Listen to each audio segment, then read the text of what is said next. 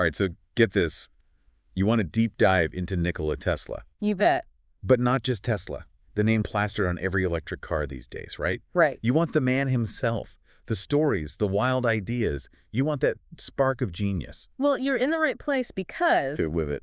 we're talking about a guy who practically invented the mad scientist image, but then lived a life full of these almost Shakespearean tragedies. So hold on. I'm already hooked. Yeah. But back up a sec.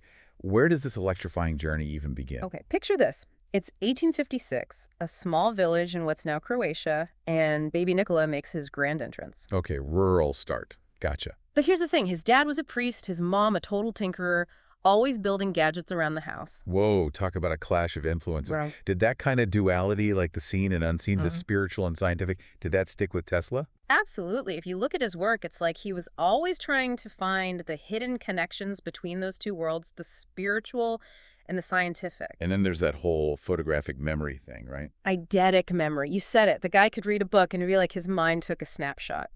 Could recall whole pages word for word. Seriously? No way. How's that even possible? And get this. Tesla claimed he used that memory to build and test his inventions all in his head before ever even picking up a tool. Whoa, that's next level stuff. Yeah.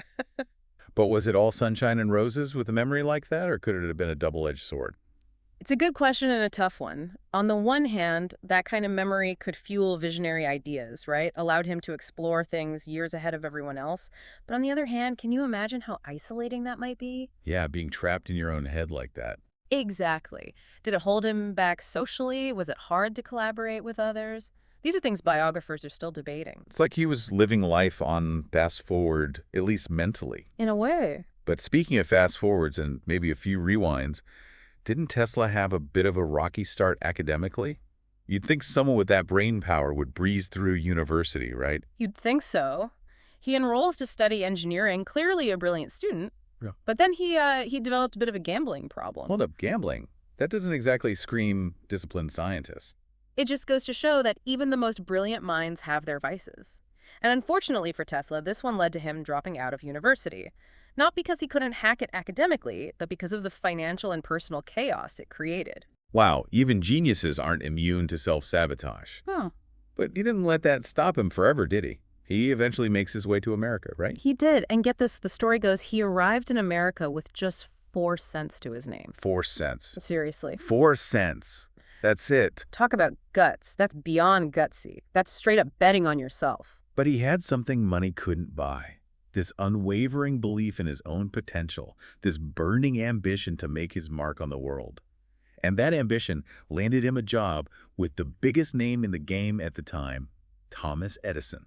Oh man, this is where the whole AC/DC rivalry starts brewing, right? Like a showdown for the future of electricity. Exactly. Like a heavyweight title fight, but instead of punches, they're throwing volts at each other. And the whole world was watching. Edison versus Tesla. It was huge.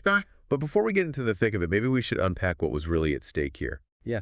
For those of us who slept through that part of physics class, what were the big differences between AC and DC, and why should we even care? Okay, so picture this direct current DC. It's like a river, flowing steadily in one direction. Reliable, but it can't go very far without losing power. Now, alternating current AC, that's a different beast altogether. It's like the ocean's tide, flowing back and forth, back and forth. Okay, again, the visual, but... That back and forth, that's the key.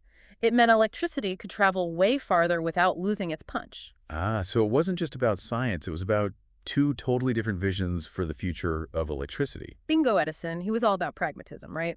The guy was a businessman, first and foremost. He already sunk a ton of cash into DC infrastructure. Sure. So he saw AC as a direct threat to his whole empire. Makes sense. Tesla, on the other hand, he had this idealistic streak. He saw AC as the key to powering the entire world, affordably and efficiently. And spoiler alert, Tesla's vision won in the end, right? I mean, our whole power grid runs on AC. You got it. But it was a long, hard-fought battle. So what went down?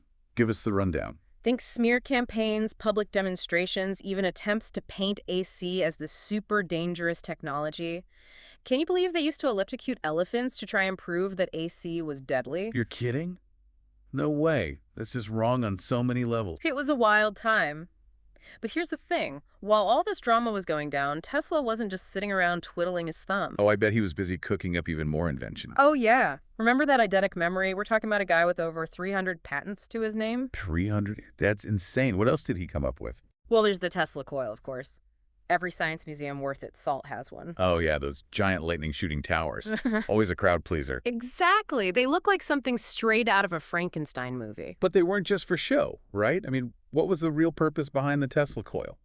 Tesla believed they held the key to transmitting electricity wirelessly. Wireless electricity. Now, that's an idea we're still trying to figure out. Right, we've got our wireless charging pads and whatnot. But Tesla, he was thinking way bigger. Trying to beam power to entire cities without any wires? Exactly. He was like the original Elon Musk, only maybe even more out there. And just as influential, it seems. Absolutely. And here's the real kicker. He was dabbling in wireless communication decades before it became mainstream. Wait, so he basically predicted the internet? In a way, he was playing around with electromagnetic waves, wireless transmission, all that stuff that forms the backbone of our connected world today. It's like he was throwing these technological breadcrumbs out there, and we're just now figuring out what they mean. That's Tesla for you. Always one step ahead. It's like we're still catching up to the guy a century later. It makes you wonder, what else did Tesla dream up that we haven't even discovered yet? Well, there's one thing that comes to mind. It was a bit of an obsession for him, the Wardenclyffe Tower. Ah, yes, the Wardenclyffe Tower. Tesla's attempt to build a giant wireless power station, right? Yeah. A way to beam energy around the world without any wires. Exactly. He envisioned this massive tower over 180 feet tall designed to harness energy from the Earth itself and transmit it wirelessly. Harness energy from the earth. So he was way ahead of the whole renewable energy craze, too. Oh, absolutely. He believed the Earth itself was a conductor, and that if we could just tap into its electrical potential, we'd have a nearly limitless source of clean energy. That's some serious forward thinking. But it didn't quite pan out, did it? What happened to the Wardenclyffe project? It was a classic case of ambition meeting reality. Tesla managed to secure some initial funding, even started construction on the tower itself, but the costs spiraled out of control. It was just too grand a vision for its time. So the funding dried up. Unfortunately, yeah, the project stalled, the tower was eventually torn down, and that dream of global wireless power, well, it kind of faded into obscurity. It's a shame, really. This idea with so much potential and it gets stifled by a lack of support makes you wonder what could have been. It's a question that still resonates today. Was Wardenclyffe just ahead of its time? Or was it a case of a genius being dismissed because his ideas were too radical, too unconventional? We'll never know for sure. It's almost like a metaphor for Tesla's whole life, isn't it? Yeah. Ahead of his time, misunderstood. But then there's that other invention, the one that always gets people talking, the death ray. Now that sounds like something straight out of a comic book. The death ray. It's certainly one of Tesla's more controversial concepts. Remember, this was a time of escalating global tensions leading up to World War I. Right, the world on the brink. Exactly. And Tesla, like many inventors, saw the destructive potential of these new technologies emerging. So he proposed a radical solution, a weapon so powerful, so terrifying, that it would make war unthinkable. So fight fire with fire, but on a much grander scale. In a way, his logic was if we could make war obsolete, then peace would be the only option. It's a pretty bold assumption. But did he actually ever build this death ray, or was it all theoretical? That's the million-dollar question. There are claims that he constructed a working prototype, even tried to sell the technology to governments as a defensive weapon, but concrete evidence, well, that's always been elusive. So another Tesla mystery. Seems like they follow him everywhere we look. It's like peeling back layers of an onion with this guy. Every answer just leads to more questions. But one thing's for sure, Tesla's life wasn't all sunshine and roses. There's a definite tragic element to it. There is. He faced financial ruin towards the end, lived his final days in relative obscurity, died almost forgotten by the world he helped to illuminate. It's ironic, isn't it? The man who brought light to the world died practically penniless in a hotel room. It's a tragic end to a brilliant yet turbulent life. But here's the thing, just when you think the story ends there, Tesla's name makes this incredible comeback. Oh yeah, he's practically a cultural icon now. Yeah. The name is everywhere. Exactly. Synonymous with innovation, futuristic technology. It's like the world finally woke up and realized, hey, this Tesla guy, he was onto something. It just goes to show you, sometimes true genius transcends time. So as we wrap up this deep dive into the world of Nikola Tesla, what's the one big takeaway you hope our listeners walk away with? You know, for me, it's the importance of embracing that spirit of relentless curiosity that Tesla embodied. Never stop questioning, never stop pushing the boundaries of what's possible. Even if you fail, sometimes those failures can lead to even greater discoveries. Perfectly said. And on that note, we'll leave you with this.